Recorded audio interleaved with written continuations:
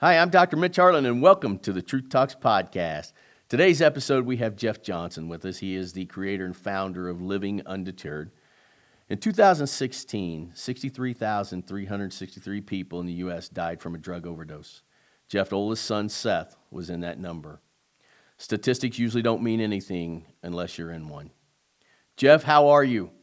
I'm doing great, Dr. Mitch, and what an honor to be on your show. I had a chance to catch quite a few episodes lately, and you do an awesome job to raise awareness for these important issues out there. And just talking to people is what your show is all about. And so I'm honored to be here tonight.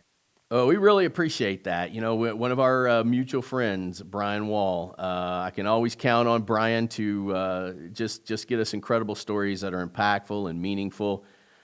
This is a tough one for us. It's always a tough one at Truth Talks when we tackle something pretty heavy. And much like you are grateful for coming on our show, we're grateful you're on our show. We know this is not easy to talk about, but man, you've taken it to a different level. The thing that I enjoy doing is giving you the time to tell your story. So we want to just jump right in, give it to us as straight and as honest as you can. Yeah, thank you. And I was thinking about Truth Talks as a title, and my project's Living Undeterred. And it's like those two things really go hand in hand, because a lot of what we're doing, especially when we communicate to our children, is to tell them the truth, and not coddle them and teach them these things about drugs and alcohol. But yeah, I'll go back to what happened to me. So, I'm 55 years old.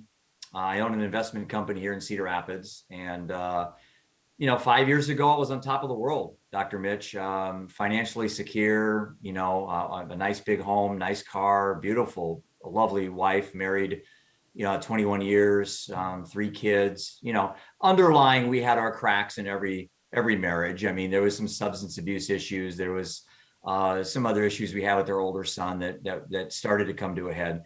But at 50 years old, October 4th, 2016, I'm taking my middle son to his golf district's tournament. He's a golfer. Now he's a college golfer.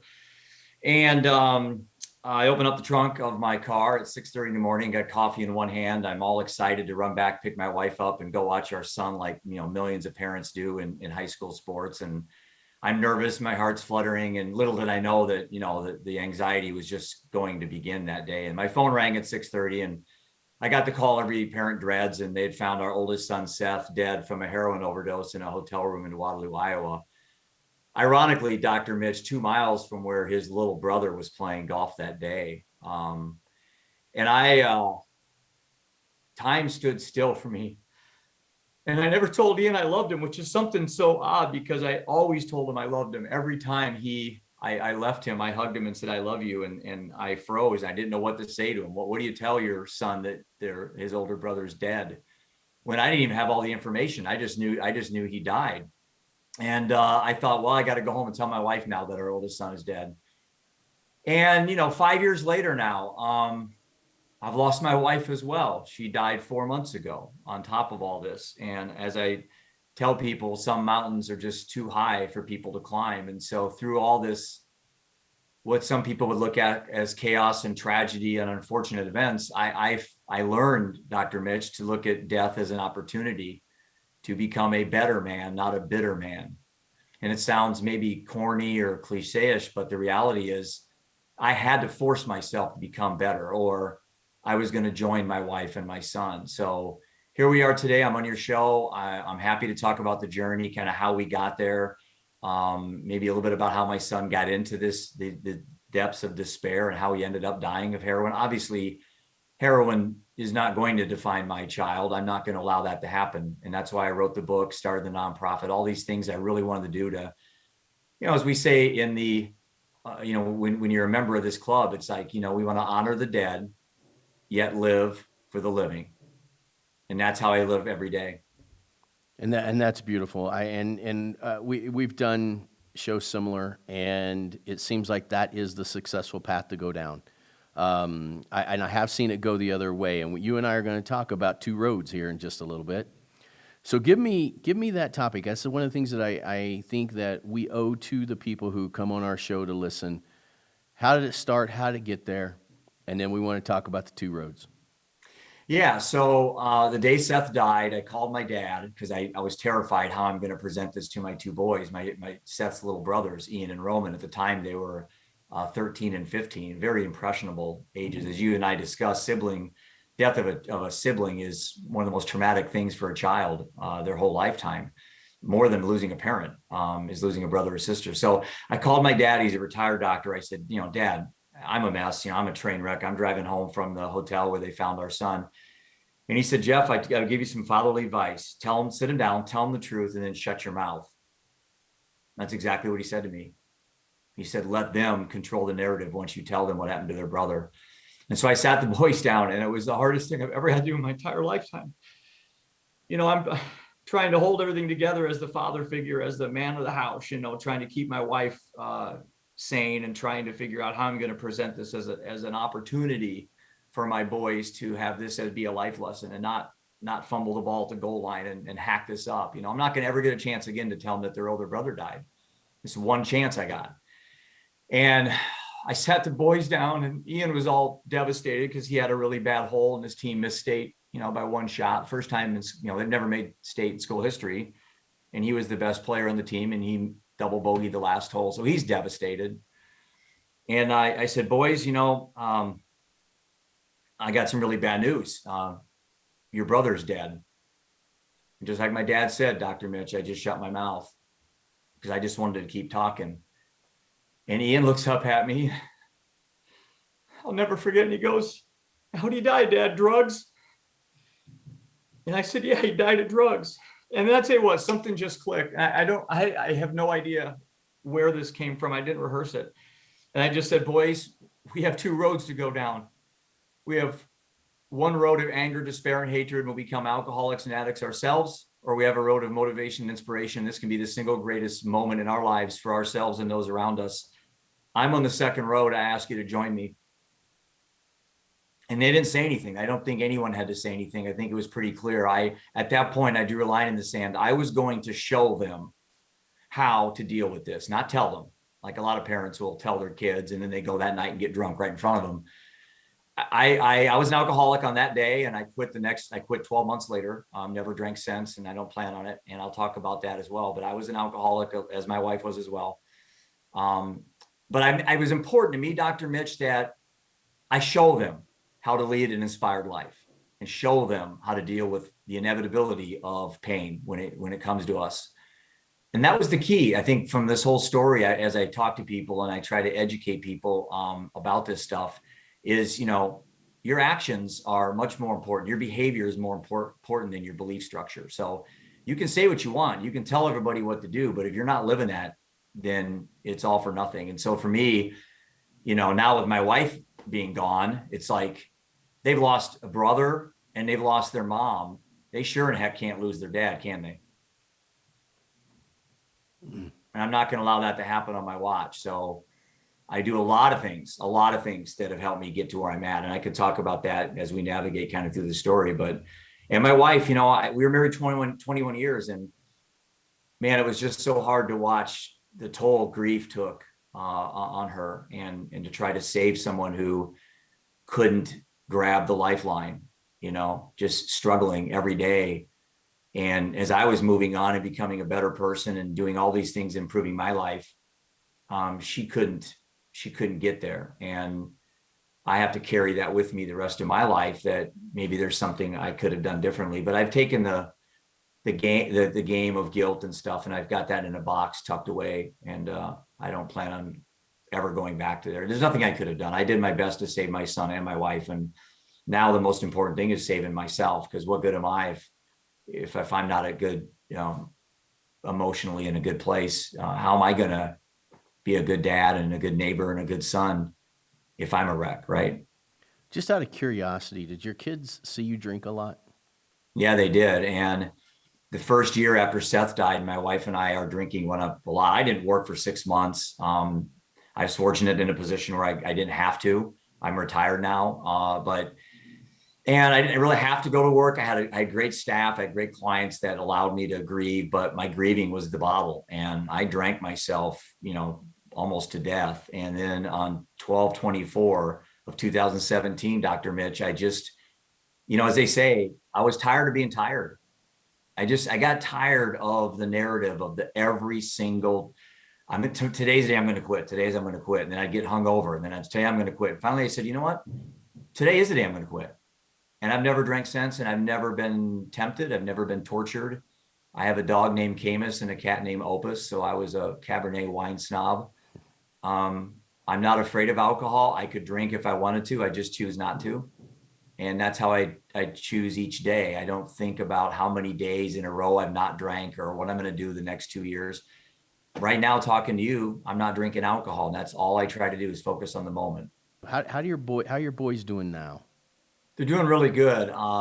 Ian, right after, actually our family, right after Seth died, we raised money through the GoFundMe. We raised about $6,000, and then we gave that to the area substance abuse council. That's the check that we donated.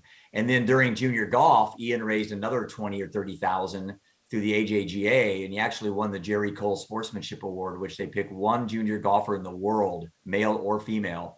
And they selected Ian. This was like 2 years after his brother died, for all the fundraising that he did, because he donated money every birdie he made in golf.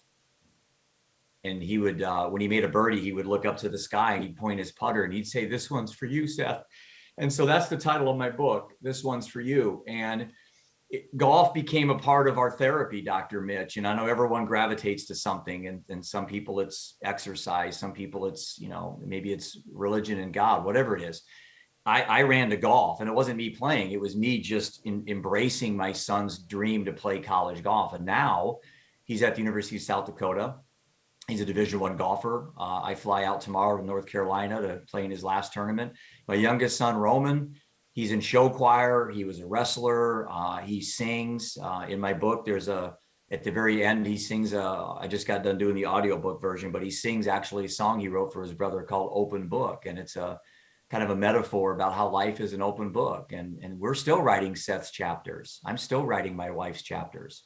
That book will never end. And I want to make sure that, I didn't talk a lot about this, but when Seth died, his daughter was born 3 weeks after he died. And if that doesn't put a bow tie in this whole thing for me, it's like, she's 5 years old now. Her name is Brighton, and she's just the most precious thing in the world, but she doesn't have a daddy. And I'm 55 and my parents are still alive. I mean, she's never going to know her dad. So myself and my two boys, we have to step up. We have to provide, fill that void for her so she can learn good coping mechanisms, so she can learn about her dad. I'm not going to hide things from her. She needs to know how he died, but she needs to know how he got there so she doesn't repeat the cycle. And I think that's the stigma that I'm trying to break with my tour next summer, Dr. Mitch, is to get out there and talk about these things and use the word heroin and overdose and whatever label you want to use.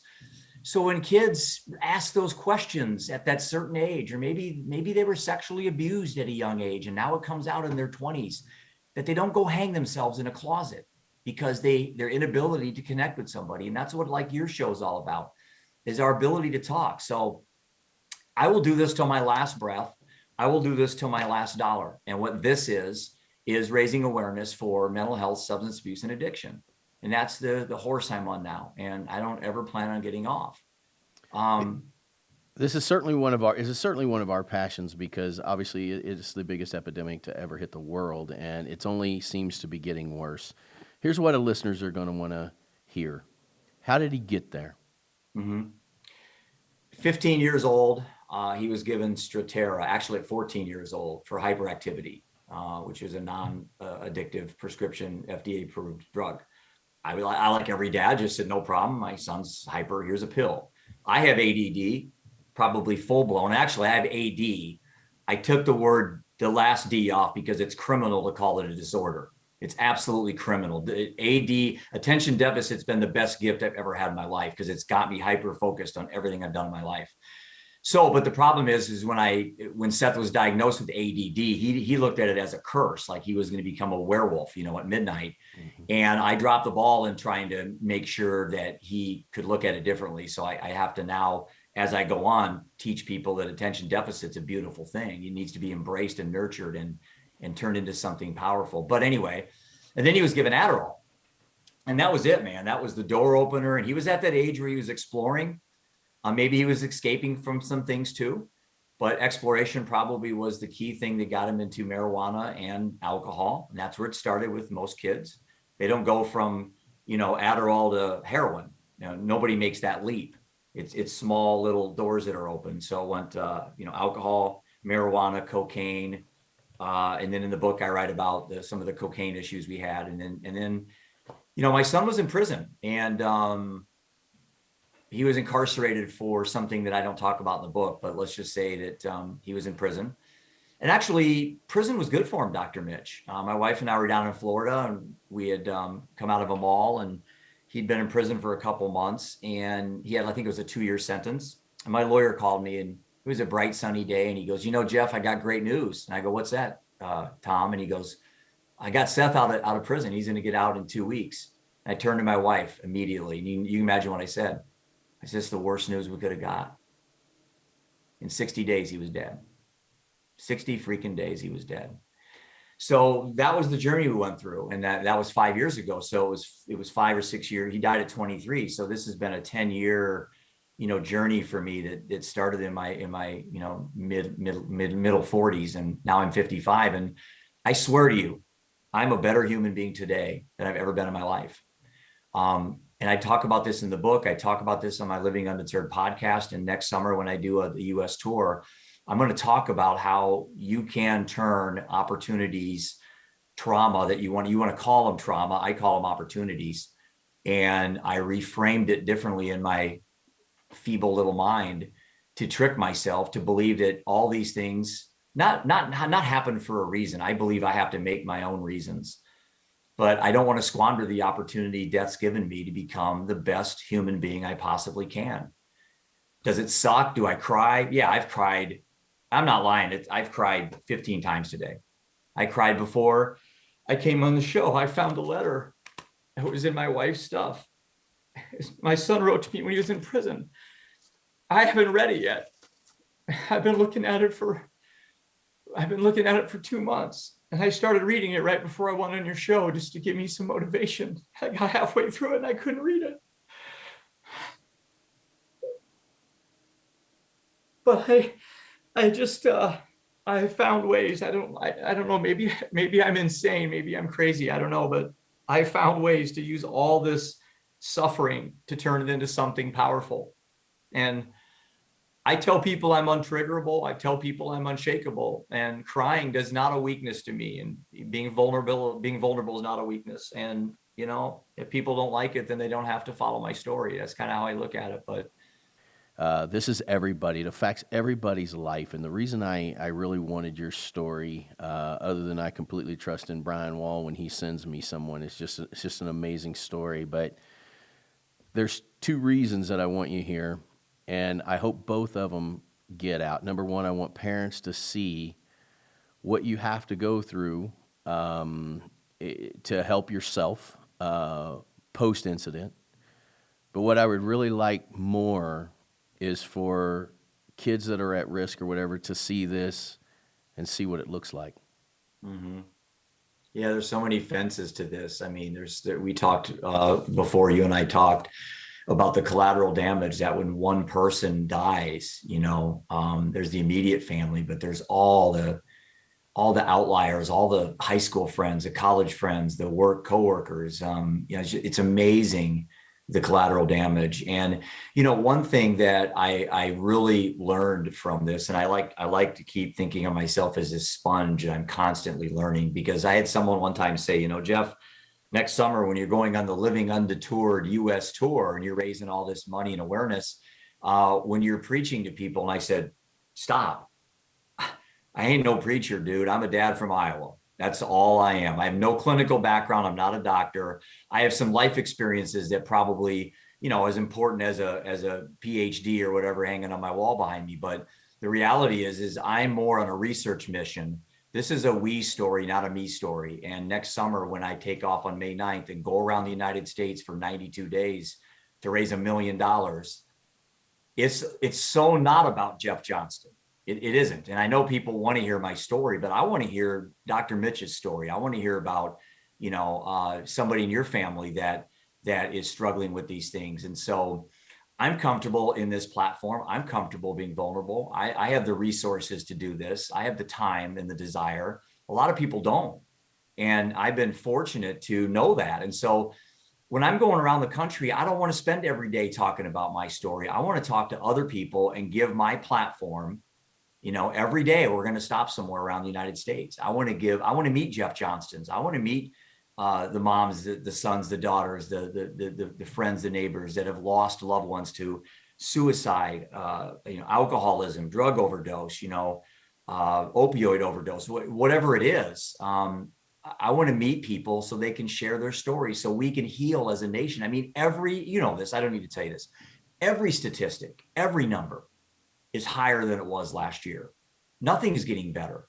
We know more about this stuff. There's more information out. There's more podcasts. There's more books. I mean, ad nauseum, but nothing is working. So what is the problem? I know the problem, but what is the solution? And that is with your help and Brian Wall's help and the massive amount of people I'm going to meet, we are going to find some solutions and we're going to help people. That's what I'm going to do the rest of my life. So let's go right down that road. Let's talk about living undeterred. You got an RV. Yeah, this is a crazy story. I was 34 footer too, right? Yeah, this is an attention deficit attention deficit story that you're going to love. So I'm on my elliptical on a Sunday night. I like to run for about an hour, and it's the best way I can exercise. And I got off, I jumped on my phone, I went to Twitter, and I saw some dad riding across the state that he was in, raising money for his wife that had breast cancer. And I thought, wow, that's great. And then I had full imposter syndrome. I'm like, well, dude, that dude's doing better than me. It's like, I can do that. And this was just in May of this year. And so I said, well, I don't want to ride a bike and I was too small. So the next day I bought a 34-foot RV and I decided to drive the United States over 3 months to raise $1 million for mental health, substance abuse, and addiction. Now, that's crazy in itself, but I was going to do this in July. So you're looking at May, I came up with an idea. I was going to do this in July, and I called my key staff person at Premier who runs my whole podcast, Molly, and I also called my friend Antarctic Mike, who's a keynote speaker that you'll have to meet. He's amazing. And both of them said, Jeff, if you do this in July, we're going to murder you. That was their quote. That was their quote. And they're like, this is a great idea, dude, but you have to be intentional. You got to slow your roll, and you got to do this in a year. So I said, okay, all right. So now it's a year. So May 9th, I'm starting off in my driveway, and we're going to have a big shove off here in Cedar Rapids. We have 15 states that have already jumped on board to help me out. And what we're going to do is I'm going to go around in an RV, not a fancy jet. I'm not going to be presidential with this. This is an RV, dad from Iowa with his 2 boys and his cat named Opus. And we're going to drive around the United States, and I want to raise $1 million. That's my goal. Put in perspective, I have $15,200 in my nonprofit right now. So $1 million's a pretty big goal. And I'm going to do it. And I'm going to find a way to do it. If I got to spend my own money or borrow it, I'm $1 million something I'm going to do. And I don't think I'm going to have a problem with that. I think when I tell enough people, $1 from 1 million people shouldn't be that unattainable. And so the beauty of this whole journey is as I go, think of the velocity, just meeting you today. I mean, I'm 6.5 months out. I mean, think of what every day is going to be like in my life and in my boy's life, and hugging people and crying and hearing stories and how uplifting it's going to be. And at the end of the day, finding solutions to some of these problems that I don't have yet. And there are people out there that have some tremendous solutions. And that's what I want to do. So that's the tour.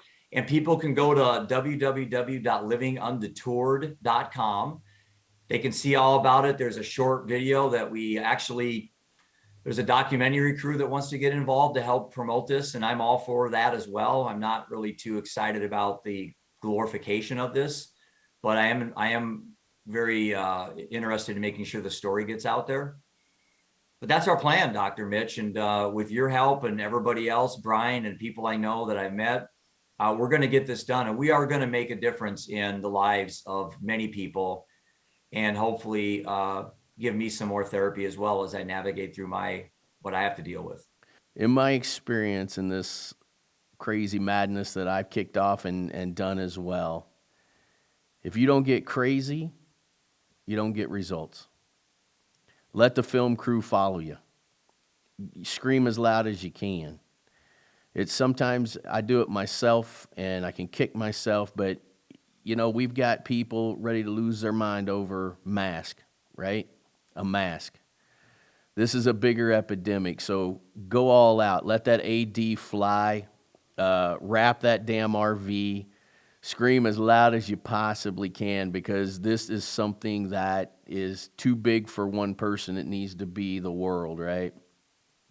Yeah. I mean, if you look at, I started off initially, Dr. Mitch, my idea was this opioid awareness tour. And then immediately I realized how narrow the scope was, and that mental illness, mental health is the umbrella or is the wheel, and the spokes are sex abuse, suicidal ideation, alcohol abuse, drug abuse, all the mental health issues that fall under that umbrella.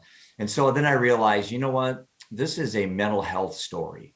My son and my wife both, never diagnosed, mental health concerns, but certainly their demise had a lot to do with their inability to deal with the realities of life, which can be a mental illness in itself, is your inability to deal with, as Viktor Frankl wrote in Man's Search for Meaning, suffering is my opportunity. And so I rephrased it: the pain is unavoidable, but suffering is a choice. And so I think we run through life thinking that not us, my son can't die. My parents aren't going to die. My siblings can't die. My wife can't die, until it happens. And then you're like, wow, I'm not prepared for this. I had someone one time ask me, what's the one word that comes to your mind that you would give advice to anybody that hasn't had any of this happen yet? And I said, preparedness. That's it. Be prepared for what's coming, because we all have a termination date. Some of us know it in advance with cancer. Some of us don't with a car accident. And so we all have that day coming. We just don't know it. And personally, I don't want to know it. But if I know in advance that I am terminal, then I certainly want to live every day like it's my last, not metaphorically, but literally every day it could be my last. So I got a quote that I know you like it. You talked about a little bit when you and I talked, but its purpose becomes passion when it gets personal. And you asked a great question to me earlier, Dr. Mitch, and I'm going to ask you this. Why do we wait for all this stuff to become passionate? Why does it have to be personal? Why can't we just be passionate about things without having to be personal? What do you think about that? I tell you, I certain things, when I hear a story, they become profound to me. And as I was preparing for your podcast, there was something that I found incredibly profound. I think producer Chad thinks I'm crazy sometimes, and maybe even I think I'm crazy sometimes. But I read that statistic in 2016, 63,363 people in the U.S. died from a drug overdose. Was it 63,241 that was Seth? Was it 19,232 that it was Seth? What if we had 63,363 names? What they died from, what their ages were. I think in this country, maybe in the world, we boil everything down to a statistic, and statistics are unemotional, they're unpersonal. But one number in that 63,363 was your son Seth. And I think somewhere down the road, we got to stop making a number, and we got to start making it a story. We're a small podcast. We're no Joe Rogan.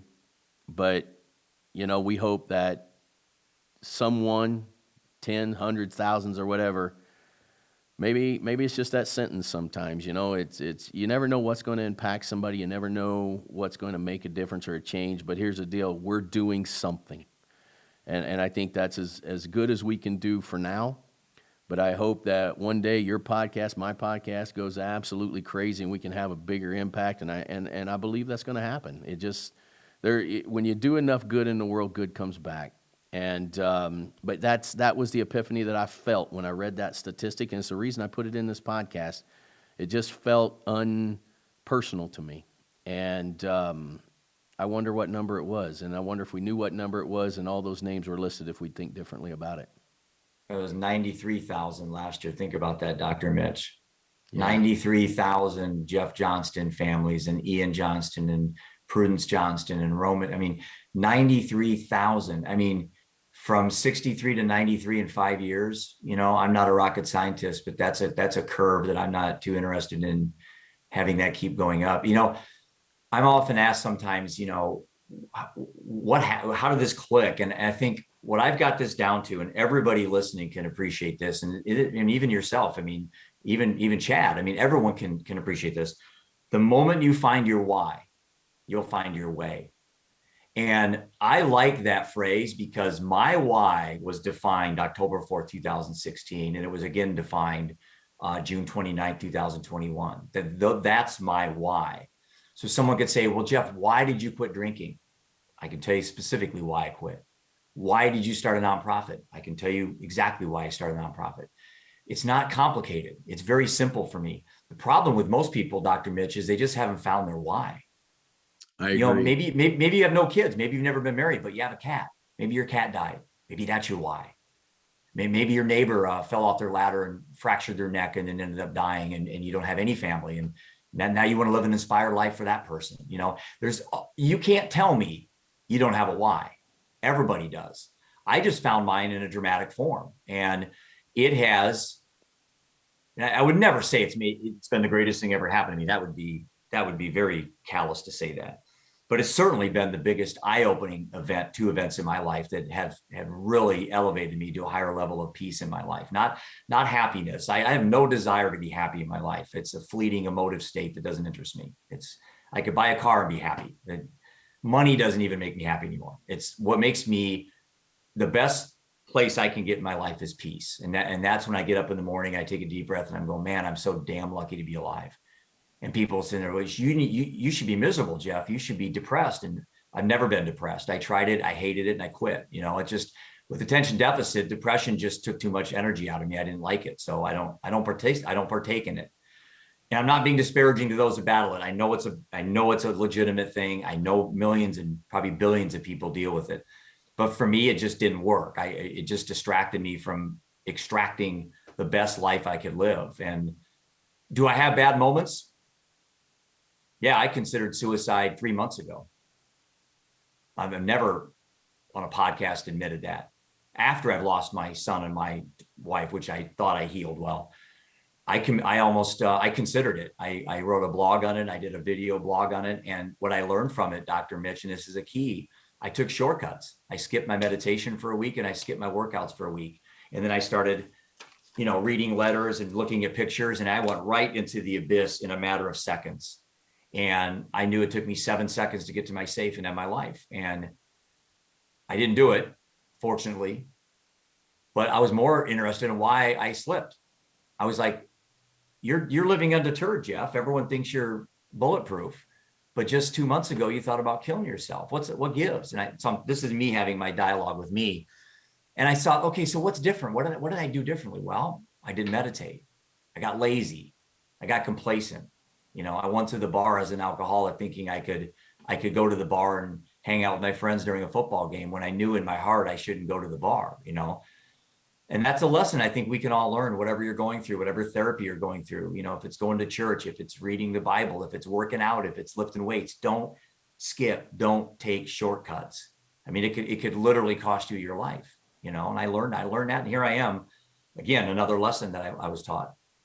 It's a theme, and we see it all the time, is why we keep running these stories. And we know our why. Our why is to just help people end some suffering, if not all, a little bit. I can tell you every time I do one of these stories, your story will come back at some point on a stage somewhere, because that's what I do when I do motivational speaking, is we use these things in order to enhance the lives of people. And I love the line, which I promise you will hear this again. I'll give you credit if I can remember. Sometimes I forget as I get older, but I love that. I tried depression. I didn't like it. I quit. Right.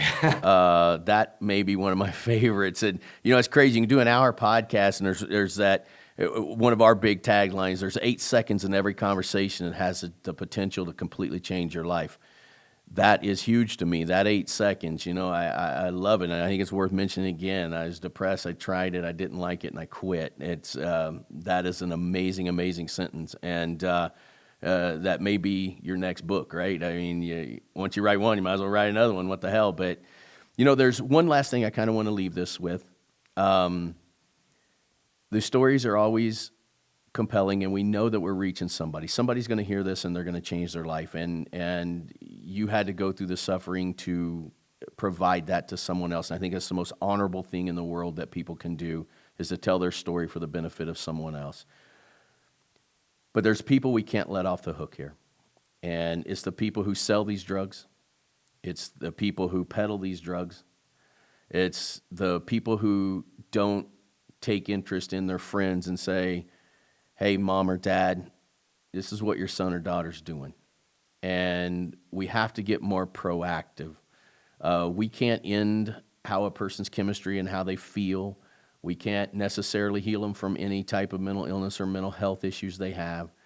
But the one thing we can damn for sure end is how they get the sources. And you can start scaring the hell out of them. Their friends can be scared to hell that if they're going to sell a drug to my kid, I'm going to find them. Mm-hmm. And I think that is one thing that, many times gets left out of this, is sometimes it is the drug or it's the person who enables it to allow that to happen. And they also need to be held accountable for these things. I'm really happy you brought that up. Yeah. Yeah, I think on the van, when you wrap that thing, says, I'll hold you accountable. I like that. I do want to jump on that a second, because I think it's important.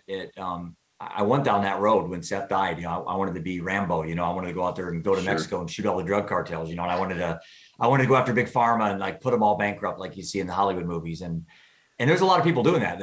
Obviously, there's a lot of emphasis on the supply side. But where I decided when I started the nonprofit in 2018, I decided that for Jeff Johnston, for the limited amount of time I have on this planet and the limited amount of energy and brain cells I have, I was going to focus on the demand side. Now, I'm not saying that the supply side isn't warranted, isn't needed. It's probably, certainly we need more, but it seems to me there's more on the supply side than there is on the demand side. So I want to get into under the hood, and figure out the why behind the reasoning that people decide to do certain things, to make those choices. So my nonprofit's called the Choices Network. It's not sober living. It's not never do drugs. It's choices. It's choices precede consequences. So if you don't want to go to jail, don't break the law. If you don't want drunk driving, don't get behind the wheel drunk. If you don't want lung cancer from smoking, then I don't have to say it, figure it out. And so it's like, so I came up with this thing called the Don't Start Initiative for kids. And it's using the ABC acronym. So when the kids are in a position where they're offered drugs and mom and dad isn't there, and Dr. Mitch isn't there, and there's, teachers aren't there, and they have to make a split-second decision, I've got the ABC acronym that I'm now rehearsing in my presentations: awareness, breathing, choose. So be aware you're in a position that mom and dad talk about. Take a deep breath through your nose, not your mouth. Because if you breathe through your nose, you can't talk. So that forces you to think. So, and then choose. And once you choose, you have to live with the consequences. So if someone says, hey, Dr. Mitch, let's go have a vape. Let's go I stole some beer out of my dad's refrigerator. Let's go have a beer. I'm aware I'm in the position where I have to make a decision. Breathe through my nose, and then I make a choice. And then I'm teaching kids how to think of different excuses to get out of the situation. One is walk, not chalk. So immediately think of a picture in your mind of a white chalkboard outline of a dead body on the ground, and think to yourself, I can walk, or I'm going to end up being chalk. And so I'm trying to put together these narratives for kids. So when I make presentations at high schools and stuff, that they can have, and not statistics. They get enough of that stuff from us. They don't need lectures. They all know they're not supposed to do drugs, but I'm going to teach them how to get out of the situation when it's presented to them. And then they can worry about tomorrow. But once they make that choice, then you got to start fixing something that's broken. So it's more of a pre-habituation emphasis versus a rehabilitation.